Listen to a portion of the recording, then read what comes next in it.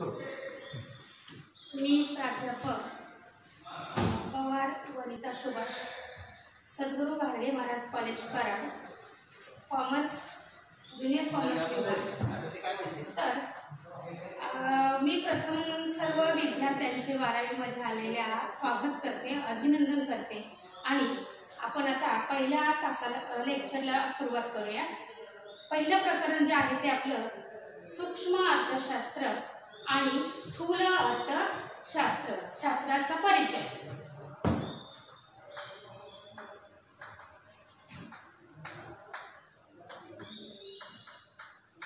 सूक्ष्म अर्थशास्त्र आणि स्थूल अर्थशास्त्राचा परिचय।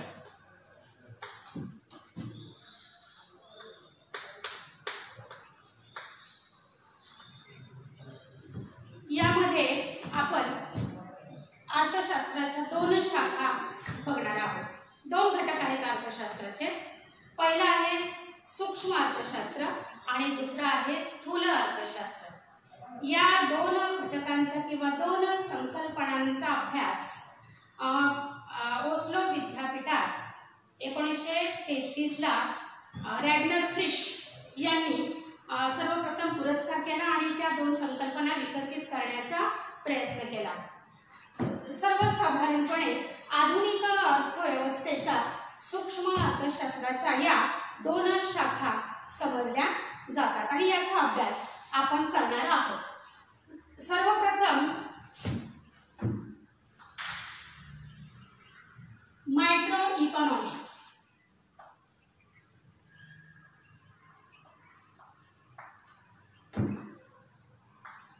सूक्ष्म आणि 2 स्थूल। स्थूल मायक्रोस इकॉनॉमी असे 2 शब्द ग्रीक या शब्दापासून तयार झालेले आहेत। ग्रीक भाषेतून आलेले आहेत। ग्रीक भाषेतून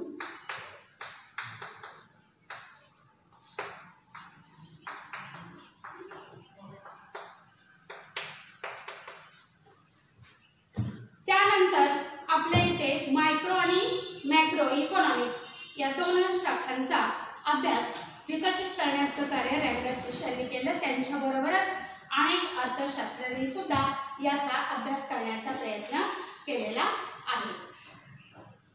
जसं की सर्वसाधारणपणे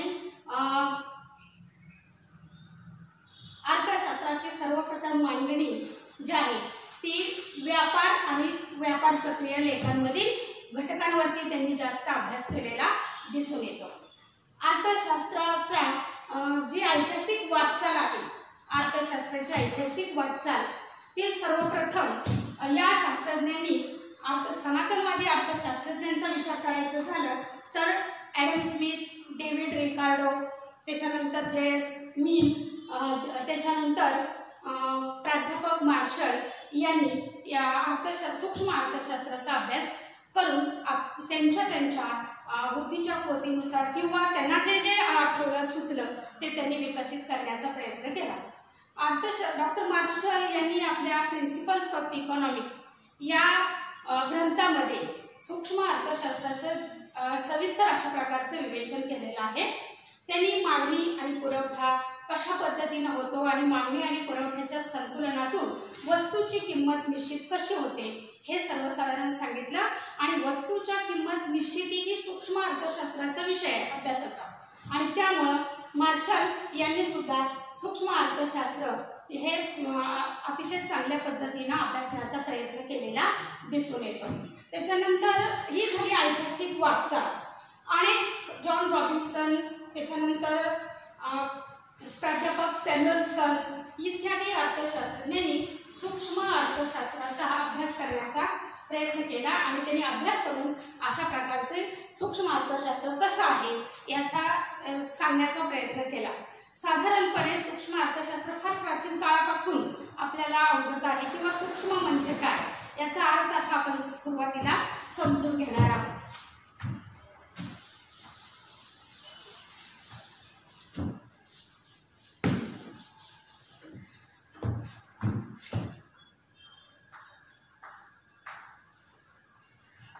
सूक्ष्मलक्षी अर्थशास्त्राचा अर्थ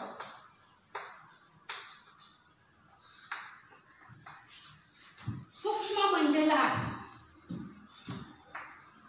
सूक्ष्म म्हणजे लहान, लहानात लहान घटकांचा अभ्यास या शाखेमध्ये येतो. लहानात लहान घटक म्हणजे कुठला की सर्वसाधारणपणे एक मोठा घटक आहे आणि मोठ्या घटकातून छोटा घटक वेगळा काढून त्याच्यावरती सेपरेट अशा स्वतंत्ररित्या अभ्यास जे केला जातो त्याला सूक्ष्म अर्थशास्त्र असं म्हटलेलं आहे. म्हणजेच लहानात लहान घटक कुठला तर वैयक्तिक आर्थिक घटक, वैयक्तिक आर्थिक घटक असेल, एक व्यक्ती असेल, एक कुटुंब असेल, एक उद्योग संस्था असेल, अशा एका लहान घटकाचा अभ्यास स्वतंत्ररित्या केला जातो त्याला सूक्ष्मलक्षी अर्थशास्त्र असं म्हटलं जातं. साधारणतः सूक्ष्मलक्षी अर्थशास्त्रावरती समग्रलक्षी बऱ्यापैकी अवलंबून, कारण अर्थशास्त्राच्या शाखेमध्ये या दोन घटकांना अतिशय महत्त्व आहे. कारण सूक्ष्म अर्थशास्त्र हा एक बेसिक किंवा पाया समजला जातो आणि या पद्धतीमध्ये छोट्या छोट्या घटकांचा अभ्यास केला जातो म्हणून याला सूक्ष्मलक्षी अर्थशास्त्र किंवा सूक्ष्म अर्थशास्त्र किंवा याला दुसऱ्या भाषेमध्ये अंशलक्षी अर्थशास्त्र असंही म्हटलं जातं.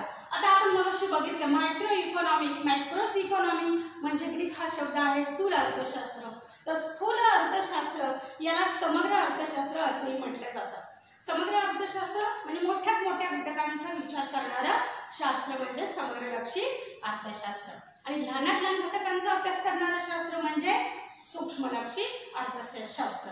या दोन्ही संकल्पना विकसित करण्याचं काम रॅडलर फिश यांनी केलं आणि त्याच्यानंतर बऱ्याचशा अर्थशास्त्रज्ञांनी, सनातनवादी अर्थशास्त्रज्ञांनी सुद्धा काम केलेलं आहे. ॲडम स्मिथ यांनी सुद्धा याच्यावरती अभ्यास केलेला आहे. ॲडम स्मिथ आपले अर्थशास्त्राचे जनक आपण त्यांना म्हणतो. त्यांचा वेल्थ ऑफ नेशन हे पुस्तक अतिशय चांगल्या प्रकारचं आहे. त्याच्यामध्ये सूक्ष्म बारीक बारीक घटक, वस्तू आणि सेवा, त्याच्यानंतर रोजगार, त्याच्यानंतर भारतीय अर्थव्यवस्था या सगळ्या गोष्टींचा उहापोह या पुस्तकामध्ये, राष्ट्राची संपत्ती या पुस्तकामध्ये केलेला आपल्याला बघायला मिळतो. त्याच्यामध्येही सूक्ष्मलक्षी अर्थशास्त्राचा अभ्यास आलेला दिसून येतो किंवा केलेला दिसून येतो. म्हणजेच वैयक्तिक घटकांचा अभ्यास करणं म्हणजे सूक्ष्म अर्थशास्त्र होय.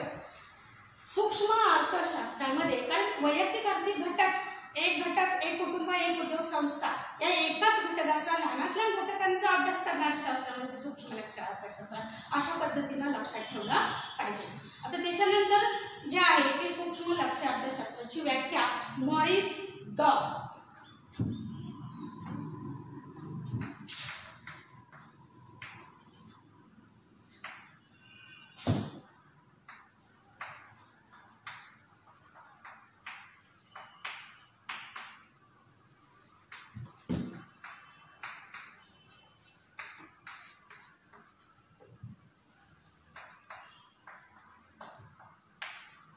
Morris dog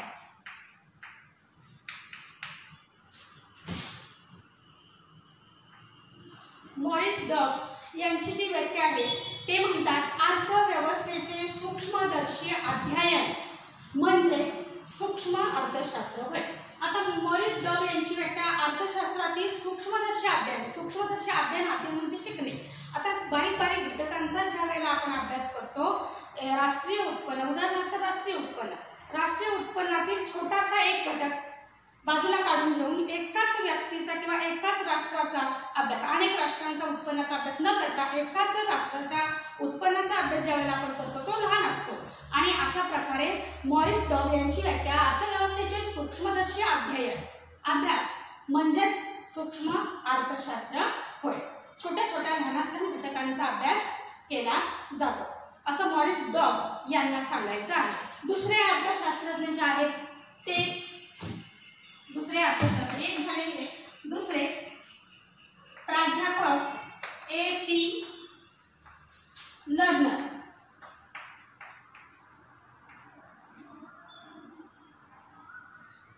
A.P. लर्नर या अर्थशास्त्रज्ञाची व्याख्या थोडीशी विस्तृत अशा स्वरूपाची आहे.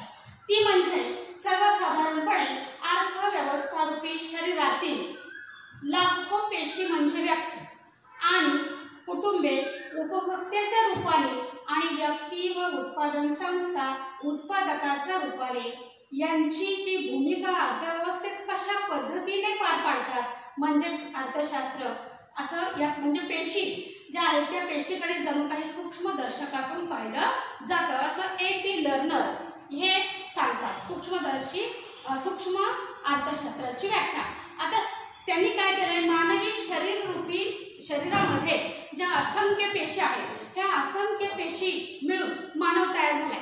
असे अनेक असंख्य छोटे छोटे घटक मिळून व्यक्ती आणि कुटुंब म्हणजे उपभोगाच्या दृष्टीने कुटुंब महत्वाचं आहे, व्यक्ती महत्वाची आहे आणि उत्पादनाच्या दृष्टीने काय आहे तर सर्वसाधारण व्यक्ती आणि उत्पादन संस्था या भूमिका कशा पद्धतीनं पार पाडतात यांचा अभ्यास करणारं शास्त्र म्हणजे सूक्ष्मलक्षी अर्थशास्त्र असं A.P. लर्नर यांना सांगायचं आहे. सर्वसाधारणपणे लहान लहान घटकांचा आपण ज्या वेळेला अभ्यास करतो, सूक्ष्म घटकांचा अभ्यास करतो, सूक्ष्मदर्शी तुम्हाला माहिती आहे की या 5वी ते 8वी मध्ये तुम्ही प्रयोगशाळेमध्ये शिकलेला आहात. सूक्ष्मदर्शकाखाली लहान गोष्ट असते ती ठेवायची आणि मोठी करून बघायची असं हे सूक्ष्मदर्शक. आणि अशा पद्धतीनं ज्या वेळेला आपण करतो अध्ययन त्यावेळेला अतिशय चांगल्या प्रकारचं अध्ययन होतं असं A.P. लर्नर म्हणून त्यांनी शरीररूपी पेशी अशी उपमा त्यांनी आपल्या व्याख्येला दिलेली आहे. आणि म्हणूनच लहान लहान घटकांवरती अर्थशास्त्र हे असं अवलंबून आहे किंवा कसे त्याचा विकास होतो हे त्यांनी आपल्या व्याख्येतून सांगितलेलं दिसून येते. म्हणून सूक्ष्म पेशी ह्या ज्या आहेत ह्या पेशी कशा कार्यरत राहतात आणि ह्या पेशी मिळूनच आपलं शरीर आपण जिवंत राहू शकतो ना, सजीव राहू शकतो. तशी अर्थव्यवस्था सजीव ठेवण्यासाठी सूक्ष्मदर्शी अध्ययन अतिशय महत्त्वाचं आहे. लहान लहान घटकांचा अभ्यास होणं तितकंच गरजेचं आहे. आणि म्हणून या दोन अर्थशास्त्राने आपल्याला व्याख्या आणि बरेचसे केनेथ गोल्डिंग यांनी पण व्याख्या केली. आर्थिक घटकांचा अभ्यास, वैयक्तिक आर्थिक घटक, एक कुटुंब, एक उद्योग संस्था यांचा अभ्यास करणारं शास्त्र म्हणजे सूक्ष्म अर्थशास्त्र होय. म्हणजे सूक्ष्म अर्थशास्त्र म्हणजे लहानात लहान घटक आणि लहानात लहान घटकांचा अभ्यास याच्यामध्ये केला जातो. आता आपण सूक्ष्म अर्थशास्त्राचा अर्थ पाहिला, त्याच्यानंतर आपण सूक्ष्म अर्थशास्त्राच्या व्याख्या दोन अर्थतज्ञांच्या पाहिल्या. त्याच्यामध्ये एक पहिली मॉरिस डॉब आणि दुसरी म्हणजे आपण बघितलं A.P. लर्नर यांच्या व्याख्या आपण पाहिलेल्या आहेत. आता याचा जो पुढचा जो आपल्याला घटक बघायचा आहे तो म्हणजे सूक्ष्म अर्थशास्त्राची व्याप्ती. आता सूक्ष्म अर्थशास्त्राची व्याप्ती बघायचं झालं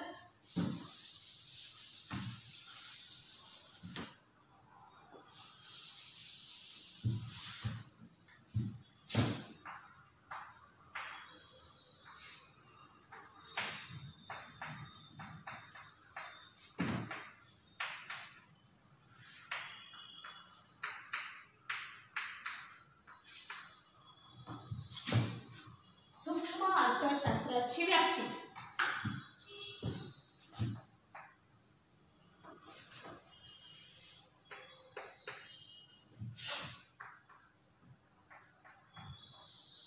सर्वसाधारणपणे त्याची व्याप्ती वस्तूंच्या किंमत निश्चितीचे सिद्धांत, वस्तूंच्या किंमत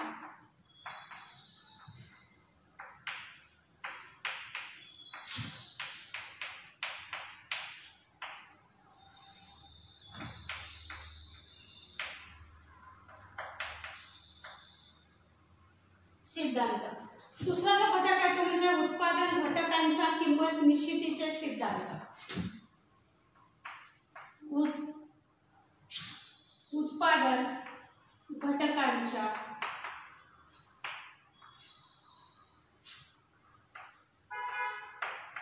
किंमत निश्चितीचे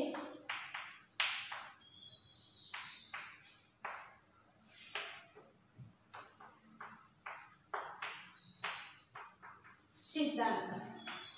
आणि तिसरा जो घटक आहे तो आर्थिक कल्याणाचा सिद्धांत. आर्थिक कल्याणाचा सिद्धांत.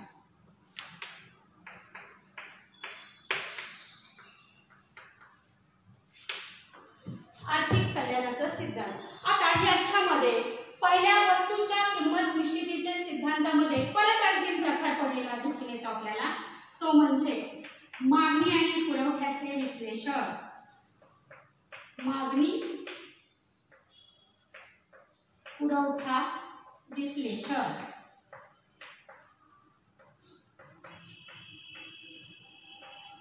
मागणी आणि पुरवठ्याचे, मागणीचे विश्लेषण आणि पुरवठ्याचे विश्लेषण,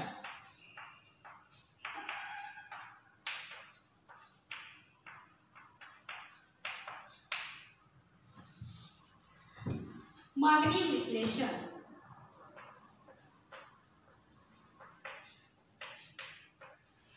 मागणी विश्लेषण आणि पुरवठ्याचे विश्लेषण. त्याच्यानंतर उत्पादन घटकाच्या किंमत निश्चितीच्या सिद्धांताचे परत अजून घटक आहेत, ते म्हणजे 4 घटक आहेत. उत्पादनाचे सर्वसाधारण 4 घटक आहेत. 4 घटकांच्या सहाय्याने उत्पादन सहभागाने उत्पादन कुठल्याही वस्तूचं किंवा घटकाचं होत असतं. पहिला भूमी, 2 श्रम, 3 भांडवल आणि 4 संयोजक. हे 4 घटक उत्पादन घटकाच्या किंमत निश्चितीचे हे 4 घटक आले. त्याच्यानंतर आर्थिक कल्याणाच्या सिद्धांतामध्ये याचे पुन्हा 1, 2 आणि 3 अशा प्रकारचे घटक आपल्याला आढळून येतात. ते म्हणजे उत्पादन क्षेत्रातील कार्यक्षमता, उत्पादन क्षेत्रातील कार्यक्षमता, उत्पादन क्षेत्रातील कार्यक्षमता. 2 उद्योग क्षेत्रातील कार्यक्षमता, उद्योग क्षेत्रातील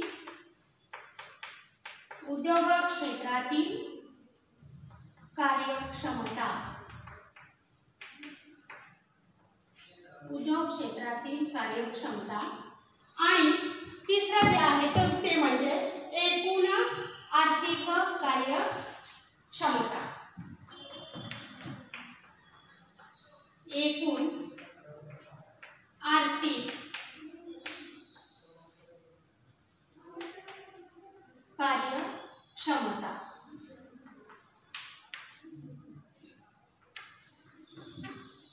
एकूण आर्थिक कार्यक्षमता अशा प्रकारे ही सूक्ष्म अर्थशास्त्राची व्याप्ती आहे. आता पहिले बघा, वस्तूच्या किंमत निश्चितीचे सिद्धांत. वस्तूची किंमत निश्चित होण्यासाठी कोणाचा सहभाग लागतो, तर मागणी आणि पुरवठ्याचा. मागणी आणि पुरवठा यांच्यावरून वस्तूची किंमत निश्चित होत असते. कारण तुम्हालाही माहिती आहे, ग्राहक आणि विक्रेते यांच्यामध्ये ज्या वेळेला वस्तूची देवाणघेवाण होत असते त्यावेळेला त्या वस्तूची किंमत रिलेबल लागते.